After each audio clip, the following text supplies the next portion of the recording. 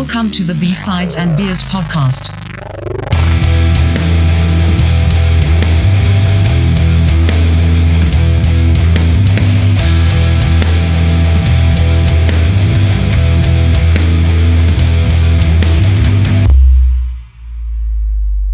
Welcome to B-Sides and Beers, episode 67. Tonight we're doing a crash course on the blues. How's it going, guys? Good. Excellent. Woo! How are you doing? Oh, I'm doing fantastic. I was mentioning just before this episode, we usually record at like 7-ish on the dot, and we had a little bit of issues. And prior to my logging on, I had an amazing beer explosion in my studio. Got some great sour ale here, and I go to open up one, and I've never had a can of beer just keep fizzing out like nonstop. I'm trying to drink it as it's just flowing out. I've got towels going, I got everything, and it's not working. And yeah, so I dealt with that, and then I brought the other 3 because it was a 4-pack of Tall Boys into the bathroom. Did the thing, opened them all up in the sink. They just poured and poured and poured and poured. Oh, Because usually they stop after a little bit. These just kept going. So tonight I've got a whole giant jar craft thing. jar of sour. Yeah, And this is everybody else. This is when I come in and just confess that I brought that beer to him, and I shook every single one up on his garage floor, and then walked it in there and just, well, yeah. it was I said, there you go. Simpsons where Bart goes and takes the Homer's beer to the hardware store and puts in the paint shaker, and shakes the shit a little bit, and then lifts it in the fridge. That's so weird though that it did that. Like, Yeah, and literally, like I said, it was in my fridge for 2 days. It went into the truck. It drove to Vernon. It went into your house, and it sat in your front entrance. That's all. That's its journey. That was. Is there a big change in elevation or something like never had a issue. sciencey we can equate this to? Or I don't know. That goes just- deep. We'll blame it on science. That goes barometric deep. pressure and the change of temperature. Yeah, maybe. Hey, going back to Vernon and Salmon Arm, we're gonna kind of dedicate this episode to the 30th annual Salmon Arm Roots and Blues Festival that's happening this week. So hopefully you're listening to this because we tagged you on this, and now you're listening to it. And if you are, then share it and tell everybody else about it. But on this lineup is we're going to see 5 Alarm Funk. That they're coming back this year. Nice. So Saturday night is 5 Alarm Funk on the main stage at 8:30. But there's like Tom Cochran, Jan Arden. There's some, some bigger Canadian names this year. So, anyways, we're tagging it. So we're talking about the blues. So it's Roots and Blues. Roots and blues. And on that note, no pun intended, what are we drinking tonight? Mike, well, we know you're drinking a sour ale and you're wearing most of it. So why don't you reveal what it is? Had to go wring my beard out into my pint glass, but well, it's I got a 4-pack from Wolf Brewing Co. It's a limited edition sour howler. It's a raspberry Berliner Weiss sour wheat ale. Ugh. It's delicious. Nice. It's really, really good. So that's what I got. And it's like, what was it? 3.6? It's 3.6. Yeah. For the Tall Boy. And yeah, I mean, even though after the explosions, I probably got about, I don't know, 2/3 of a can in each. So, so bizarre. Anyway, There you go.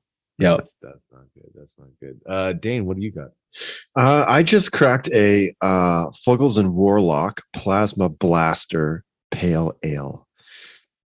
And these guys are out of Richmond, BC. Never heard of them. What's the name of the brewery? Sorry? Fuggles and Warlock. Huh. Wow. Never Yeah, seen I've had that. this before on the podcast, like a while back. And it's pretty good. It's this is a pale ale, and it's like a 4.3, so a nice sort of, I guess, table beer. Cool can too. Yeah. Yeah, it's like what's going on there? It's another like kind of kraken or something on there, or like octopus. It's like some sort of like purple lizard Yeah, and taking some over a space lady. Yeah, Yeah. she's fighting a space lady, and she's got a laser blaster, or what I'm assuming is a plasma blaster. There you go. And yeah, it says here the adventure continues. We join our heroes deep in the hair of the dog Nebula. Ooh, on the quest for the clearest, purest, most easy sipping pale ale on the planet. Look no further. Plasma blaster pale ale cometh. I can't think of like anything else but like, you know, Seinfeld and Lane writing the J. Peterman catalog when I read some of these backs of these BC labels. You know, no offense, everybody, but wow. That's awesome. Yeah, it is. It's just over the top. It's hilarious. Yeah. Nice. Yeah. And I've got a category 12 salted lime lager. So I'm excited about that. Ooh. 4%, so another easygoing whatever. I went into the liquor store the other day and I was just craving a simple can of Corona. Just wanted a can of Corona. They didn't have it. They have all this special like boutique beer, and this one is sort of in that territory. I think it's just like an easy, nice going lager, little salted lime flavor to it. And number 3 will be, this one sort of caught my eye, I think because of the color. It doesn't really translate well through the Zoom video, but I was looking for something a little bit different. So this is an Eclipse Equanaut Sabro IPA. So I'm thinking those are different like breeds of yeast. I don't know. This is by Field House, and I don't think I've ever had a Field House before. So Where's that out of? They are out of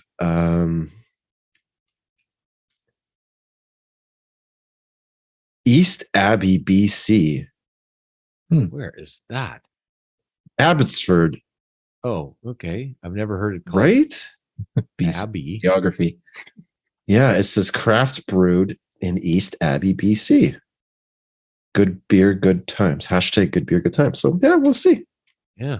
Yeah. Can I see the can on that one there? Yeah. Please? Oh, yeah. Yeah. Yeah. That's awesome. No, and I mean, there's so many of these breweries popping up, you know, and like, you know, I sent you guys that article about, you know, the BC breweries and like how, you know, they're not selling according to numbers, but it's like there's so many, like they're just popping up everywhere, it feels like. Well, Yeah. most of, or a lot of them are so young. There's a few of them that are, you know, having their 1 year anniversary. Yeah. Yeah. And like open during COVID, right? Like how many of those, you know, breweries that we talked to opened during COVID. So Like Unleashed Brewery, what was it? Yesterday was their 1 year. crazy. Kelowna. So, Yeah. and Yeah, most so of them new. are pretty tight within that. So, Big How is time, it looking? Have you ever popped by and you know, do they look like they're busy, or do they have any promo out?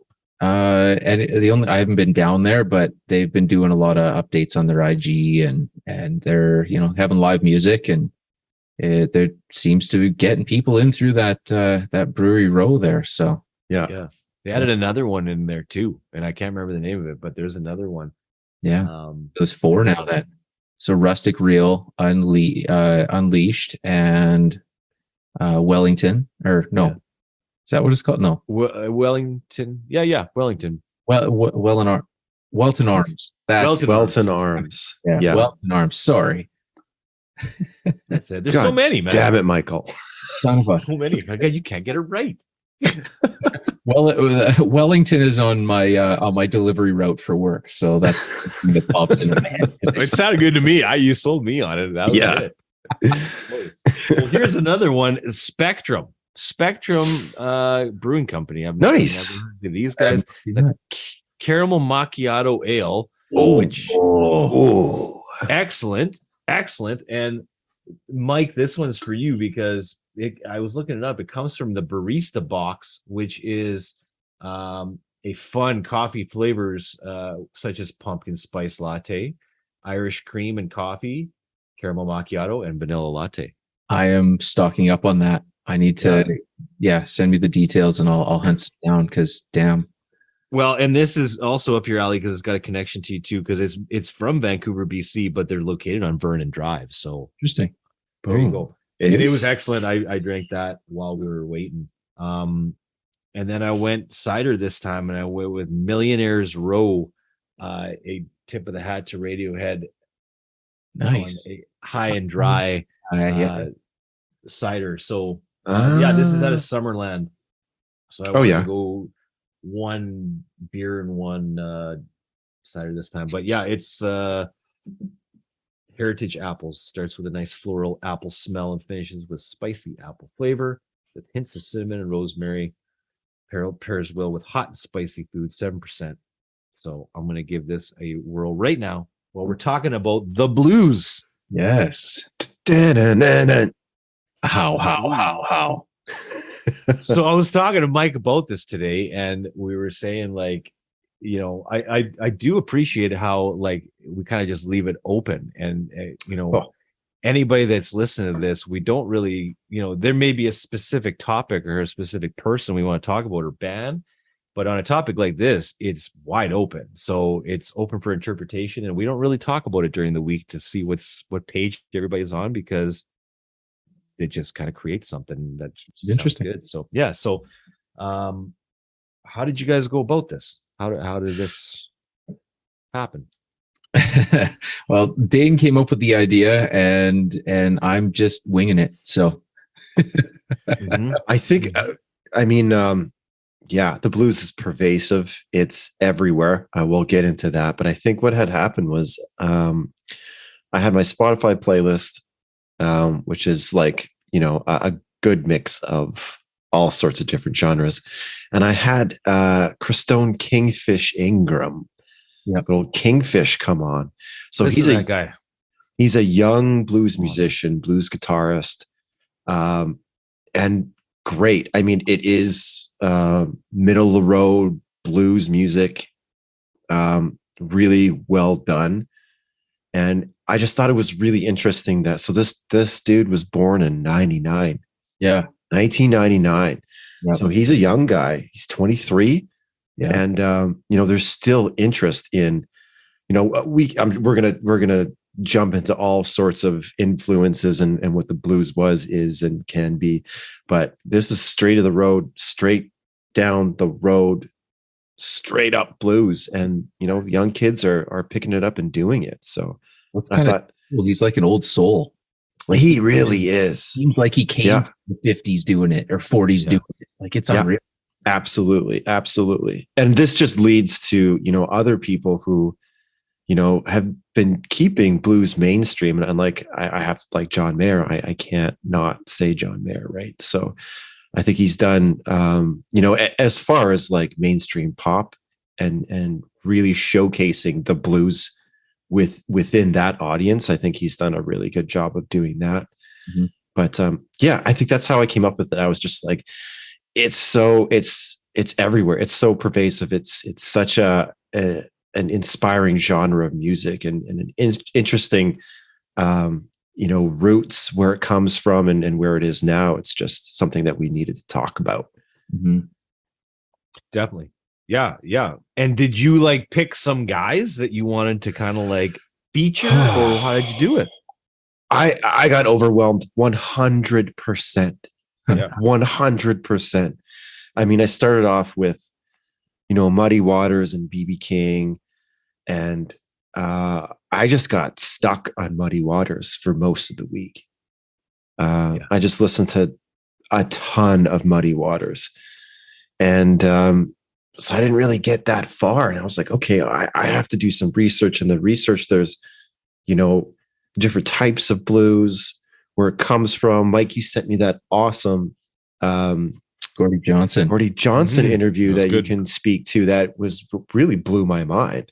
So I just really, I've got some stuff that I'll pepper in here, but like it was like option paralysis. There's so much that I just didn't even know where to begin, to be honest with you. Yeah, it had so many different starting points. Yeah. Or what, everybody thinks of it as being an early African American genre, which it is, but it seems that it goes back much farther than anyone really thought when they, went back and did the research. It goes all the way back to, like Scottish heritage and folk music and just the structure of it. The basic 12 bar breakdown, Right. and the repetitiveness, and it all comes back to, way back then in overseas, Britain, Scotland. So, and then it gets brought over here where you look back at the horrible times of slavery, and how these slave owners, they brought Africans over in boats, but they would not, they stripped them of their families, they stripped them of their religion, they stripped them of their culture and music, and they weren't allowed to play drums, they weren't allowed to sing their personal music, and they basically were taught to please their masters with a certain style and a certain form of music that was appealing to them. So were the guitars and the fiddles and the banjos and the horns, and it all kind of came from that, and then they made it their own. And there's also like the field music too, right? Where they would communicate through certain melodies that they would sing, like while working in the fields and things like that. Yeah. But I think the one thing that I was just sort of stuck on was, okay, so there's these, there's historical evidence of blues type music from Scotland, in that area of the world, but did that influence the music that was born in the South, in the United States, in North America? Or is it just something which is like inherent in us as human beings to utilize that sort of simple structure and build melody around it? Right. Well, I think it all comes down to the DNA of the past cultures, the older called Europe and Great Britain and Scotland, where it's all the folk driven stories, and it's the structure, the 12 bar structure, and where you sing one line twice and the second line once. and it repeats in a certain way. So that was taken by these original African Americans that and they just kind of made it their own, and they put the different rhythms in it, and they made it their own, and to communicate and transfer stories that way in between, entertaining their quote unquote masters and whatnot. So you think there was a direct influence? Definitely. Wow. Well, otherwise, I mean, you go back to bare bones basics of just tribal, and it's mostly drums and that bass to it, right? Where would they have come up with these chord changes and this specific structure if they had no past remnants of that in their culture? So, well, so we got a music teacher on the panel here. No. I'm giving a segue. There's a segue to that. And I told Mike today that I picked two guys that I thought that we could kind of like even use as jumping off points to kind of go with. And the first one, like you said, where do you get that from your culture? Unless, of course, you sold your soul to the devil at the Mississippi Crossroads, and your name was Robert Johnson, and in exchange got superhuman musical skills, right?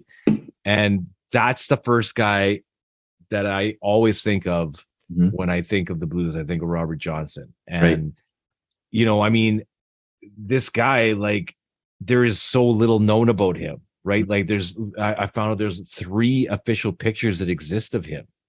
That's it. Nobody even knew the guy died. It wasn't like publicly announced. Nobody even knew he was dead. He has 3 different grave markers nobody's even sure if that all 3 of those are him. Like, they don't even know where he's buried. Like, he's just got so many like kind of background things to it. But if you listen to the very first song on that Robert Johnson album, and you know what I'm talking about, where he's sitting, with his legs crossed with the guitar. Yeah. He is playing like, it sounds like there's two guitar players on it right off the bat. And he's doing like the Stevie Ray Vaughan or other way around, where he's playing rhythm and is playing lead at the same time. Very, but Hendrix. Robert Johnson could sing like nobody's business too, right? Like he has an unbelievable falsetto. He's fantastic, right? Like, and he was like the king of like the Delta blues, right? And we had all these like different kinds of blues, but like Delta blues, Robert Johnson, right? And like 29 songs all together in his entire career, and a lot of those were second takes of his first songs, right? Like he recorded these things over like 3 days, and that's it. Like that's pretty much all that exists of this guy, but so much, influence along the way, and I mean, this is 1911 to 1938, so he died when he was, what was he, 27 and nobody even knew, right? Like club. I don't know. I don't know, man. Like it just makes you wonder about the whole thing of selling, and nobody even knows where that story came from. They don't even know if it was perpetuated by him about selling his soul. It seems like it's a very old story. Yeah, the centuries kind of deal, but yeah. But I don't know. It just long for a long time.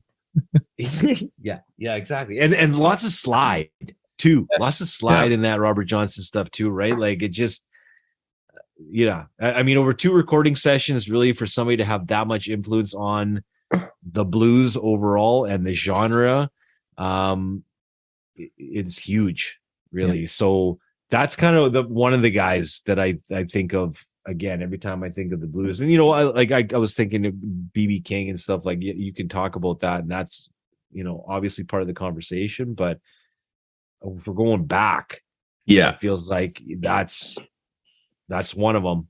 That's one of them. That's right up there for me. So that's a great example. That sort of reminds me a little bit of John Lee Hooker. I think I actually started with him before Muddy Waters. Yeah. They don't really know when he was born. It's like within a 10-year period, they're like plus or minus, I don't know, somewhere between 2019 and 1919 and 1930, right? Yeah. And to me, it makes me think like how much of this stuff was not documented, how many great musicians were out there that just never had the chance to have somebody document their music. I mean, record their music. That was probably even more rare, but there was probably so many people out there who were incredibly talented, but there just seems like a lot of gaps and holes in this history, which is really unfortunate. Right. But not surprising. Yeah. And would Robert Johnson be so big if it was much easier to record your music back then? I mean, if there was a bigger pool of these amazing, blues musicians, and they all had an opportunity to record, that's, when you're at a time where you have to, like the recording setup is so simple and basic. It's you, a microphone, and it's basically just writing directly to a record. It's writing directly to vinyl, and it sounds like that. Yeah, exactly. There's no mixing, there's no anything. And if Robert Johnson he was not able to record these songs, it would never be a name. Yeah. It's real. I mean, based on technology, it's mind blowing. Well, I'm driving in my truck today, listening to Robert Johnson from that time, and it just sounds like he's like in the truck, like playing, like right next to you, right? Like, yeah, and it just as a guitar player too, from a guitar standpoint, I've always been impressed with his guitar playing. Yeah, just that alone, and like I said, just his musicianship and his vocals. Like there's a lot of blues guys that don't have the greatest vocals, but they work for the situation. Yeah. He had an amazing voice too. So Absolutely. Yeah. I don't know if I want to go to the next one though, because that's I got one more. That I Oh God, it's all I got. that I own. The list is so long with these guys too. I mean, growing up learning guitar and having these influences where you're growing up, you have your parents' music, and a lot of it is, hard rock or metal for myself. And then you dig deeper into it, and every one of these groups were either influenced by blues or directly playing blues at, higher volumes and with distortion. And, you look at Black Sabbath blues band, you look at Led Zeppelin blues band, you look at, all of these, Richie Blackmore, you look at Hendrix, you look at all these other, it's blues. You look at Hendrix and it's basically, he was doing something, it was blues, but it was like blues from Mars, from blues with grace notes. And, but you know what? I think relearning how to play the guitar, which I kind of started about a year ago, you really understand that, because you always hear that. You always hear like, like Black Sabbath. There'd be no Black Sabbath without the blues. Mm-hmm. And I think growing up, I never quite understood that. I was like, yeah, I kind of see that jump, blues into rock, into metal. Mm-hmm. I kind of see it, but what's the first thing you learn when you pick up a guitar? It's like the pentatonic, your major and minor scales. Yep. That's the blues. And I think that was the other reason why I wanted to do this podcast, is because it's in everything. It's in everything. It's in every friggin' guitar piece. I shouldn't say that. Not every, but yeah. For the most part, the stuff that we listen to, the stuff that I listen to, you break it down into the pentatonic scale, and you go from there, obviously. And you can be Hendrix about it, or you can be more technical about it. But the fact of the matter is, it really is the blues. It is that foundation that you would not get any of this stuff without it. And it really does blow my mind when you start to peel away the layers of all the stuff that I love, real intense, fast, aggressive music. But you peel back the layers, it's the blues. Down to its roots. Yeah, absolutely. What was a big, I guess, influence, and I want to go back to John Lee Hooker too, Dana, on that. I'll circle back to that real quick. Was the Blues Brothers. And as a kid, I got introduced to so much of that, right? And I remember my dad and I watching it, and there's that scene with John Lee Hooker right before he goes to the Blues Brothers go to the cafe to get with Aretha Franklin, right? Yeah. And he's playing outside, and I just remember my dad and I are like, that guy's awesome. Like, who is that? Mm-hmm. Right. And like, how do you find that out in 1987? Like, we ended up talking to like somebody at like the record store who had seen the movie and was like, yeah, that's John Lee Hooker. And like, here's his like tape. Yeah. Right. So we brought it home, and it had that song on it. Right. And that song's not on the soundtrack, not on the Blues Brothers soundtrack. So we could never figure it out. Right. So, and I got introduced to a lot of that, like Ray Charles in that movie, James Brown is in that movie. Yep. Like there's just so many that I remember as a kid where I was like, there's like lots of blues dudes in here. So yeah. So lots of influence from that side too when I was a kid. Yeah. But like my parents, like my dad listened to the blues, but like didn't listen to a lot of like this kind of stuff. Like didn't listen to like B.B. King or Muddy Waters, or even John Lee Hooker was a late find, right? So it just I feels like I didn't get a lot of that influence. Like I listened to it when I was a teenager a lot. Like I found it, and like found like a blues CD for cheap, and that was just like I was hooked, and I was like, I gotta find everything that's blues. And then just kind of went on a kick for a while, right? But yeah, I don't know. I just feel like I never grew up with it, but it was always into it. Yeah. And now I kind of just want to get nothing but like old blues records and just start collecting those. Yeah. Super like cool. I want some of that old stuff. That would be great, right? But my last guy, or my second guy, when I think of the blues too. And again, I BB King, Stevie Ray Vaughan, Jimi Hendrix, yes, okay, like those are all good. But Lead Belly is the other one that I think. Oh, nice. So I just wanted, I was looking up stuff on Lead Belly, and like Lead Belly, 1888, born in 1888, died in 1949, went to jail like 6 times, like something insane, right? Yeah. And like recorded these songs while in prison, and then the song made it big while he was in prison. Like, so weird, right? Like, and that song is Midnight Special. Yep. Right. And I started going through all those Lead Belly songs again. Yeah. And I was like, there is so many cover songs off of Lead Belly. It's crazy. The sun, don't it? Yeah. Yeah. You know, Where Did You Sleep Last Night? House of the Rising Sun. Oh, yeah.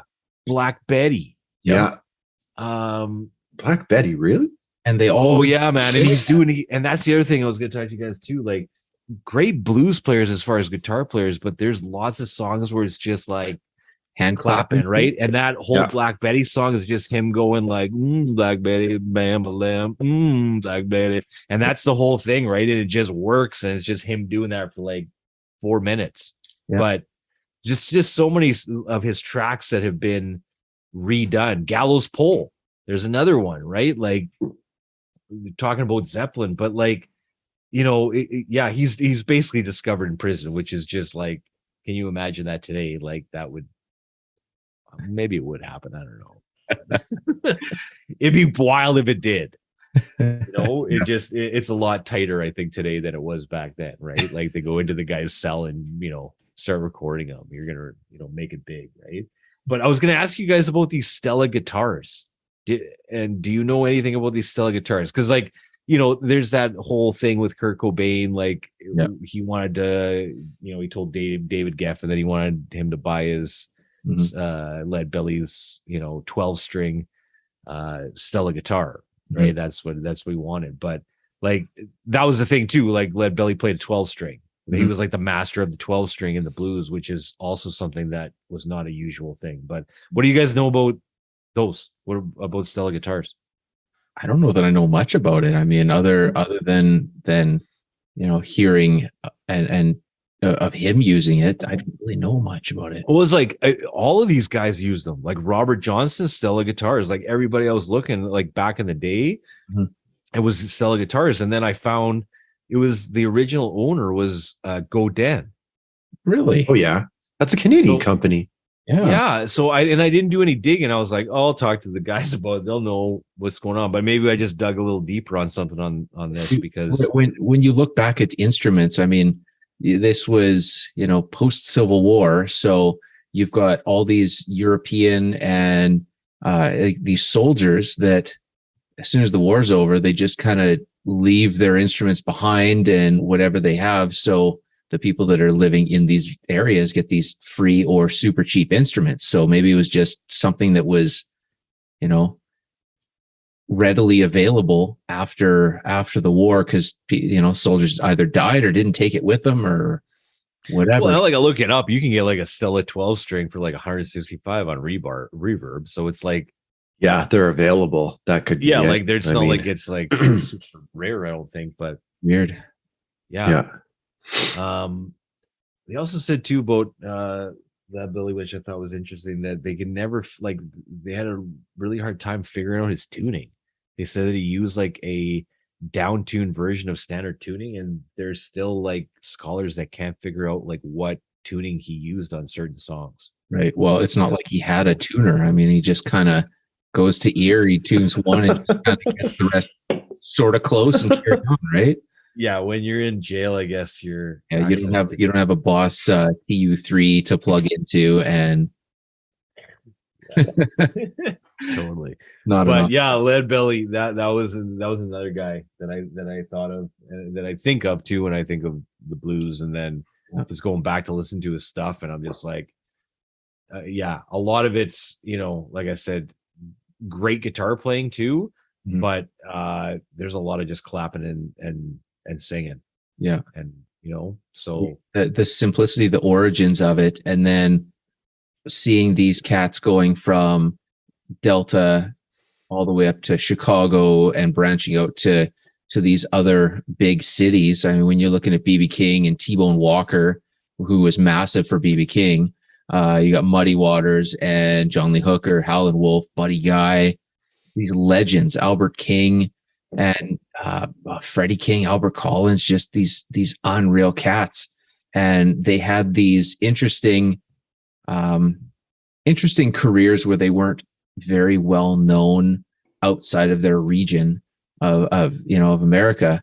And then out of nowhere, you get these white kids from England that have found these records, or have, back when you had to order it through, there wasn't record stores. So you had to know a guy that knew a guy that could, mail order these records from the States. And then you had to wait 3 months for it to come over on a ship, if it even came at all. And these guys, they get all these amazing blues albums. And, you're looking at Eric Clapton that's putting out Cream, and you got John Mayall Blues Breakers, and you got the Yardbirds, and you got Jeff Beck, and you got Jimmy Page, and the Rolling Sabbath. Sabbath. But I mean, like Rolling Stones, even before that, where they took all these songs, they changed the lyrics, or they kept the lyrics and changed the music, or vice versa. And then, they've shipped this music back to the States. And now everyone in the States knows these British kids for playing this blues music, but nobody knows the originators. So then you look at Rolling Stones and a lot of these other guys, they start taking these originators out on tour with them. And now they have a proper career out of blues. I mean, their careers were done until these other British bands started taking them on tour. And then all of a sudden there's this huge explosion where they're legends now, but they would have faded to nothing without that, which is very bizarre and sad, but it's amazing how that worked out. Yeah, it worked out for the better. Yeah. Because we have these recordings, right? I mean, like I said, it blew my mind that I could just listen to that in my truck. It's just, it's right there, right? But what about Elvis Presley though? Because he was doing blues covers, and they weren't giving proper acknowledgement to the artist that he was covering, or well, that was a tough thing too, because like I mentioned in a couple episodes ago, where you would have a handful of artists that would do the exact same song. So they would all record and release the same single. And so even then, can you imagine? That'd be so crazy. I was like Taylor Swift coming out with the album, and then like Ryan Adams coming out with his version of like the same album, the same song, the exact same single. Yeah. So even that, it doesn't go back to the originators that took these. And then you look at Led Zeppelin, where they're getting sued for basically releasing the exact song, or very, very, very plagiarized versions of these old blues songs. Right. And that's the other thing. That's the I did not fully understand that as a young man. Like I know, like everyone's like, yeah, Jimmy Page is a thief. And even, going along further on with like the Black Keys, they're thieves. And you're like, okay, but how? And like, it's really hard to sort of trace it back to, what exactly are they taking? And is it inspiration, or is it like appropriation? Like what? Yeah. It's tough because it goes back so far. Yeah. Well, yeah, it's like a fine line between an homage or making it sound in that vein as opposed to a complete ripoff, right? Yeah. Like, and I remember, Mike, you sent a video before of like the comparison between like the songs that like they're in trouble of stealing, and it's like a lot of them are like really loose. Like it's like it's a bit of a stretch on that, right? There's a few of them, and I know that like they just won that lawsuit not that long ago. It was like recently that they won, that they said that they did not steal them, and well, good to go. Some of the influences of these songs were close enough that they should have paid these other blues legends. Some of them are, yes, I'll give you that, but some of them were like Yeah. They were far-fetched for me. Yeah. But you know, Right. it's like they have these. I kind of want that gig, man. Like those musicologist guys that like pick apart these like songs and like see if they're like the same as like something else. I'm like, I want that gig. I just want to listen to your tunes and be like, no, that doesn't sound like it. You don't get nothing. Or yeah, that's a ripoff. Like, I want that gig. How do you get that job? I don't even know what that title is, but I want Money and a lot of university. just listening to music, I guess. I don't know. Yeah. Yeah. Okay. Here's something that I think requires a little bit of attention, and let's pay some homage to the ladies. Oh, definitely. And we had an episode. I forget what it was, but I remember listening to some Etta James. Yeah, that was on the Loved it. The cider. The cider, right? Cider episode with Rustic Reel. No, it's Shoe Shop Cider. Right, Shoe Shop Swider. Swider. Yeah, Etta James. Going back even further, Billie Holiday, right? Who else? Bessie Smith, May Rainey, one of the godmother of the blues. Like, just going back to Etta James, I love old Etta James stuff. She's so awesome. Her live stuff is awesome. Yeah, and I think she's truly a blues artist. Like, I think they sort of billed her as this jazz whatever when she was younger, but she was a blues artist. Yep. And she did it amazingly. It always seems to me like when you think of the blues, you think of these like men with guitars and things like that. But back then, I mean, who really experienced the blues? If we're going to talk about it, if it's like beyond a music genre, and if it's a way of like, let's just break it down to a feeling or a way of coping with, the hand that you've been dealt. Some of these women, I'm sure, experience things, many more hardships than some of the dudes, right? Yeah. No question about it. Yeah. And there was I was kind of go back when you were talking about that, Dan. There was another like old one where it was a female on guitar, and she was playing a Gibson. And again, I can't look, I'll find it here, but she was popping up on a lot of my searches, but like same kind of timeline too. Yep. Right around that time. And like, yeah, like I cannot, I can't remember right now. I got to look it up. I'll look it up. But Bonnie Raitt? No, like this is old. Like I'm talking like back in the day. Yeah. Like Bonnie Raitt, I mean, too, right? Like, she's good.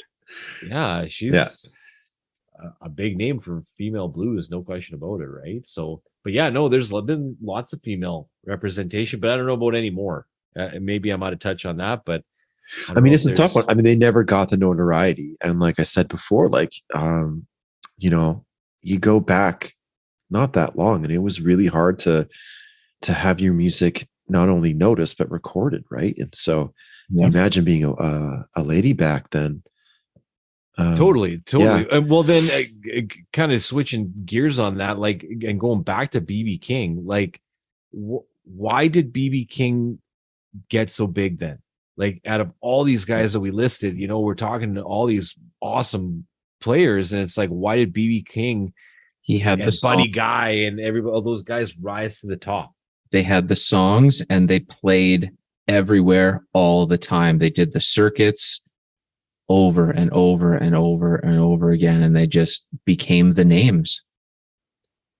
And a lot of it was nods from, the British musicians that, gave them another jump start. And, when the Rolling Stones come over from Europe and to the States, and they're playing blues, and they're like, okay, well, let's bring out these guys that influenced us. And that just puts them in the limelight. I mean, it doesn't make the other guys better. It just puts them in front of people. Yeah. And for me, I think BB King was, he's Chicago blues, right? Yep. Slick, a little bit quicker, just not poppier. I don't want to say that, but tempo is up a little bit. Just like, and a lot of it was just more fun, like juke joint kind of. Yeah. style instead of really laid back sad blues and telling you sad stories of woe. It's like, let's party. Yeah, and I mean the way that he, accentuated his songs with his guitar. It was like his songs were the forefront. Guitar sort of accentuated it in a way that we, back then, I'm sure people hadn't really heard before. Like he was definitely original, but at the same time, a bit more polished than like I said, I listened to a lot of Muddy Waters. I listened to John Lee Hooker today, and BB King he just seemed to me more of a popular blues. I don't know. Maybe I'm completely. Well, yeah, I don't know if there's an answer to it, right? Like it may just be a rhetorical question because it's just like, how come these guys, like if you say BB King, Buddy Guy and like Albert King are kind of like the top blues guys, if you want to say the top three, but like it just makes you wonder why they're considered that way. And I got nothing against BB King. I that's awesome. Like they had the songs, they had the charisma, they had the they had the power. So they attracted just their energy and how they carried themselves attracted people. Yeah, like I just looked like BB King's got 2.9 million monthly listeners. Robert Johnson's got 290,000. So it's like, it's and that Kingfish guy, he's got like 295,000. Yeah, right, like, which is good. I mean, sure. I don't think he's a household name. I came across him by accident, but he definitely stuck in my head. I listened to him a bunch afterwards. Yeah. And we've talked about Joe Bonamassa too, right? Like and keeping that going too, because it just feels like there's always people to kind of carry the torch into the next generation, whatever that is. If it's John Mayer, if it's Joe Bonamassa, like. Well, you look at Kenny Wayne Shepherd, and you look at Stevie Ray Vaughan, and you look at Derek Trucks, a brilliant slide player. Oh yeah. You Warren Haynes, you got Gary Clark Jr. that has hit on radio. Johnny Lang that's been around since the early 2000s, late 90s, early 2000s. Who's the blind guy that played like Jeff this? Healy. Oh my God, I saw him. Jeff Healy. You did? Yeah. Oh, so good. It was him and wow, Philip Sace. That's another amazing blues guitar player. I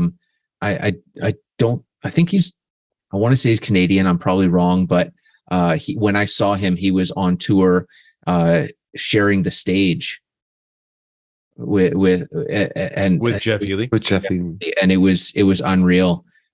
He's still doing a lot of stuff. He's putting a lot of great albums. What happened here? Sorry, something on my recording paused.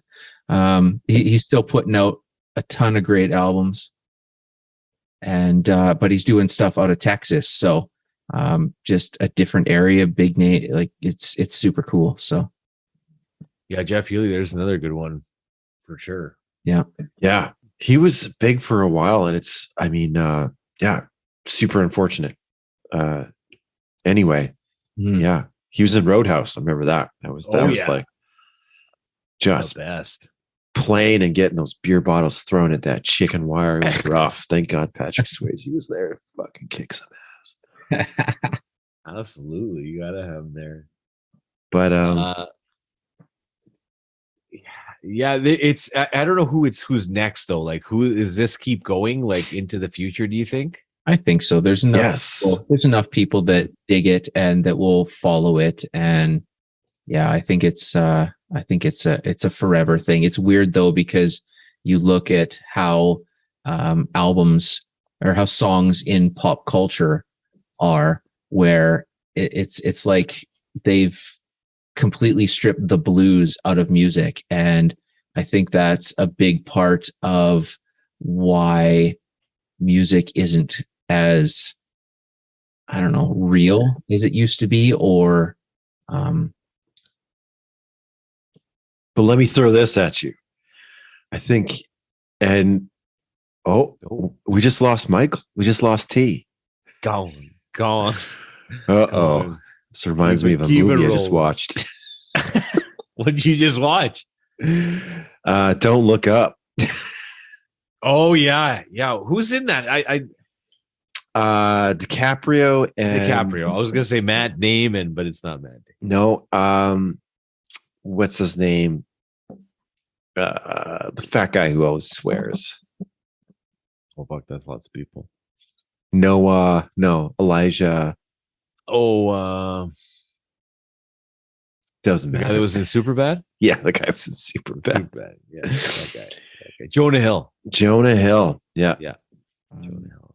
You good? You're back. Back. I don't know what's happening here. I mean, I thought an asteroid hit your house. Oh, I'm in my bunker, so I'll be fine. Yeah. Yeah, this is so weird, dude. I've just I'll clip this out after, but it's happened to me a few times. my computer says it's out of memory and I can't record on Logic anymore. Son of a bee. So I can figure that out. So yeah, I guess the rest of this is going to be all hopefully Zoom collected all of this. So There we go. Anyway. So right before you dropped out, I was going to say, I think, we can pin it on whatever you want, if it's like COVID or whatever, but there seems to be a resurgence of guitars, guitar players, people's interest in guitars. And I think with that comes, understanding how to play, figuring out roots and things like that. And I think there are, musicians out there now who may be considered pop, who, one in particular is Samantha Fish. I think she is 33 years old, born in 89. So another young blues musician. Fantastic. I've been listening to a band called the Bobby Lees, and they're more of like a surf garage type band, but they do an awesome cover of what's it called? I'm a Man. Oh yeah. Man, M-A-N. Yeah. Awesome cover, which is a Muddy Waters song, right? I think. Anyway. It's a blues song for sure. It's a blues song for sure. And they do an amazing version of it. So I think it's there. I think there's a lot. You can probably thank the internet. You can hear something which sounds authentic, real, and then do your research and be like, oh, okay, so that is from the blues or from this period of time or whatever. But I think there's a lot of really interesting guitar players out there right now. And, whether it be through their YouTube channels or through summer festivals, I think there is somewhat of a new resurgence or appreciation for blues or blues roots, rock roots, whatever you want to call it. Yeah. And I think so. I think you're right on that. I just hope too that like the younger generation will just, I'm sounding old, but you know what I mean? Like, I hope that keeps going with it, because, you don't want that to die, and it just needs to, somebody else, like we've talked about this before, right? Like Bruno Mars bringing the Michael Jackson to the people of, 2010s, right? That's kind of basically what that is. So who is it that's bringing the blues to now? Is it, there's lots of people, and that's good, right? Like, it just, and it's there. It's kind of hanging under the radar too, right? Like, it's not, other than your Gary Clark Juniors, it's still hanging around and it's still relevant. And you know what? I don't think it's in the ether. I think it's right now, your top pop star is listening to these people. Like, I watch a lot of YouTube videos about guitars and stuff like that. They're all about finding John Mayer's tone. They're all about it. And like, he's a great blues musician. He's also a great pop musician, and he gets that. He knows what sells, but at the same time, it's there. It's undeniable. And I think a lot of people may not have the vocabulary to pick that out. Like, whether it's talking about guitar tone or just a simple, like, picking apart a blues song and understanding, how that works or where that comes from. Regardless, it's there. And I think a lot of popular musicians are well aware of that. And, whether they reference it or let it be known or not, like, I think it's people say like rock and roll is dead, but I mean not until the blues dies, because that's the foundation of all of it, right? And I don't think that's happened anytime soon. Yeah. Leave it right there, man. That you said it. That's exactly it. You're exactly right, because that if the blues is dead, then rock and roll is dead, and it's based on that foundation, no question about it. Yeah. I don't know if we can have a better ending than that. Perfect. All right, we want you guys to subscribe, share, and review this podcast. Keep it going, keep it strong, because we're having a great time entertaining you guys with B-Sides and Beers podcast.